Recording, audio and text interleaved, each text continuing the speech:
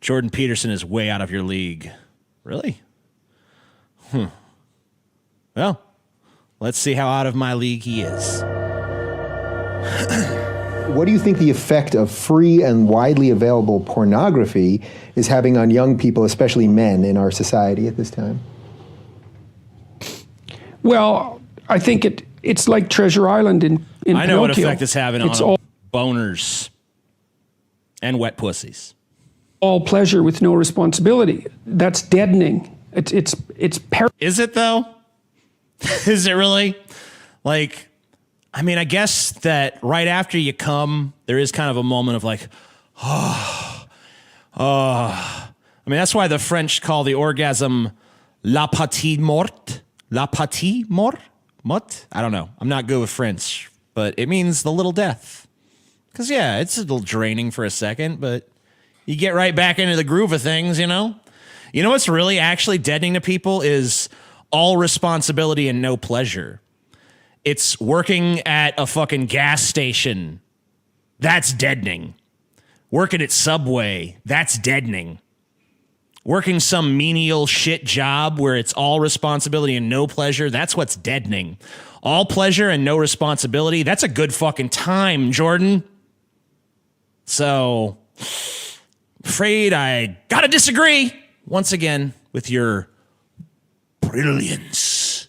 Your out of my league, out of my depth brilliance. parasitical in a sense. And I don't mean that, I'm not making a value judgment. I mean, it's no wonder the young guys are caught up in this because it's an unbelievably powerful technology. It drove the... It's not, I mean, not really. People have always had porn. You know, for as long as we've been able to depict things, there's been pornography. As soon as a caveman figured out that he could draw on a cave wall, there was a stick figure with some big old titties that he stared at late at night and was like,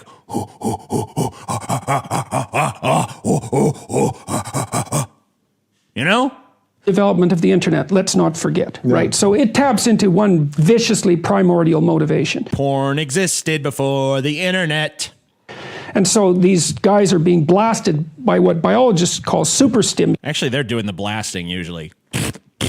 All the time. So imagine that there's a biological stimulus that has an effect on you, and then you can magnify it.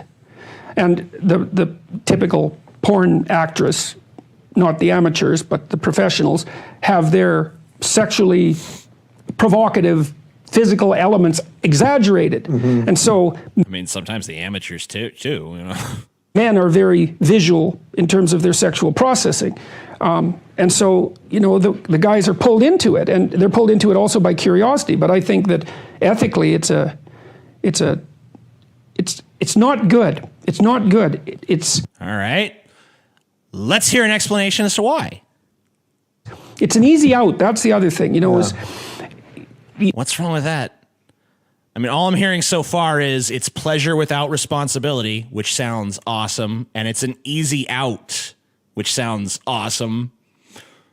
Where's the part where it's not ethical come in? Explain that. Get to that. What you should be doing is going out and finding someone to have a relationship with. Okay. And plenty of people, lots of people have relationships and look at porn. Plenty of people who look at porn find people to have relationships with. And you know what? The people who don't find relationships, it's because they've chosen the porn over the relationship. And as far as I'm concerned, it's a valid decision. Relationships are hard. They're hard. They're difficult. Not everything, a relationship isn't always fun. A relationship can be a fucking pain in the ass. So some people do say, yeah, I'd rather just jerk off to porn. And some people have no choice. Some people are just not desirable. No one wants to fuck them, or they think they're more attractive than they are, so they think they deserve a higher caliber of mate than they actually do, according to biology.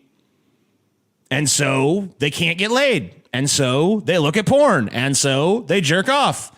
And what's the problem? Where's the problem come in, Jordan? Want to read some good porn? Read the Bible. A bit wordy, though. Yeah. Those long genealogies, man, this is tough to get through. It's hard to fap to those, you know? Ezekiel begat Mordecai, and Mordecai begat Rommel, and Rommel begat Peterson, and Peterson begat bullshit. If you can gratify yourself with no transformation, but let's say you can't find someone, well, then you might. If you can gratify yourself with no transformation. Let me think about that for 1 second. Oh, it's gibberish. Okay. I'd say that's an indication you should change. It is, in fact, an indication that you should change, because what better indication? I love that, because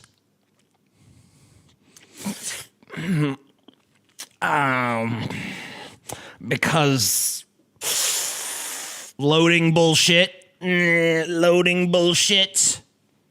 The transubstantiation of the inversion of the outward self into the inwardness of beingness and everyday actualization. What? Just fucking make a point. Make a fucking point, Jordan. Indication are you going to get then that no one wants to be intimate with you? Right. It's the ultimate rejection, and that's partly why men are terrified of it, and I understand that. And I also understand the MGTOW guys, you know, who are MGTOW. All right, you fuck. or who are just recommending that men don't enter into long-term permanent relationships with women. I understand where they're coming from, although I called them pathetic weasels a while back. I shouldn't have done that. Too mean, Jordan. Too mean. That's where I said to you, are you worried about every little thing? You say, once you say some... Well, they're providing a lot of young guys who need a kick to go out there. Right, they're actually giving them the back door. They're giving them a rationale. Yeah, and I've seen this have very detrimental effects. All right, so we are 2.5 minutes into this 3-minute and 52-second video, and we have heard 0 reasons why porn is bad. 0. Just saying, maybe we should get to that.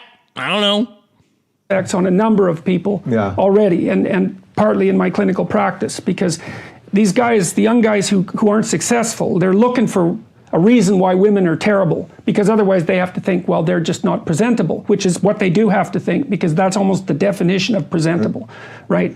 So, and then the MGTOW guys give them a rationale. You know, we are in a gynocentric world, and females have got control, and they'll like wipe you out if they have the opportunity. It's like, well, some females will do that to some guys some of the time, and sometimes it's brutal. I've had clients who've been dragged through the court systems and just ruined.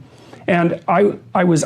You see, the metaphysical substrates of porn cause the corruption of our lobster-based hierarchy. Yeah, that's what I'm getting so far. Unable to help them. I did everything I could to maneuver and negotiate and plan and strategize so carefully to get them to do everything right. And it didn't help. I mean, the court systems can be absolutely brutal to men. It's awful. Yeah, that's really interesting. So the guys that are taking the easy out on that, so to speak, and disconnecting from having those relationships, in a way it's the same, it's just a different out that porn is replacing for that human connection too. So that's... Well, that was a waste of fucking time. He said nothing. He said literally fucking nothing. He talked for 4 minutes. He said nothing. There was literally nothing for me to even address in that. He never got to a single goddamn reason why porn is bad. He never talked at any length about the promise of the title, which is how pornography affects young men. It never came up. He talked about it. He talked around it, I guess, but he never really addressed it. What am I supposed to do with it? What am I supposed to do with it? Could someone try to tell me what the fuck was just said? Could someone try to tell me what the point was of that? Could someone try to translate Jordan Peterson's ranting, raving, empty, vacuous bullshit into something discernible that I could respond to? Alternative name for this video you're showing: Kermit the Frog explains why porn is bad. Here's $5. Love what you do, TJ. Thank you. What is it? Can someone tell me? He did. You just didn't agree with what he said. No. Bullshit, Devin. What did he say then? What did he say then, Devin? What the fuck did he say? There was nothing he said. All he said, it's pleasure without responsibility, which that's not a point. That doesn't mean anything. Prove that's bad. He said it's deadening. It's not. He says it's a way for men to avoid relationships, which I guess for some people it can be, but plenty of people look at porn and have a relationship. Lots of people. Pretty much every man in a relationship is also looking at porn, and there's tons of men in relationships. So he didn't say anything. I'm sorry to fucking tell you, but your fucking vaunted hero, Jordan Peterson, who you claim is so brilliant and so insightful, just spent 4 minutes saying goddamn nothing. Thank you for watching, and if you enjoyed this video, be sure to consider supporting this channel and all of the Pessimist Productions channels on the Pessimist Productions Patreon. You make everything that we do, from the Deep Fat Fried podcast to this show here to the Cinema for Cynics channel, you make all of it possible, and we thank you kindly.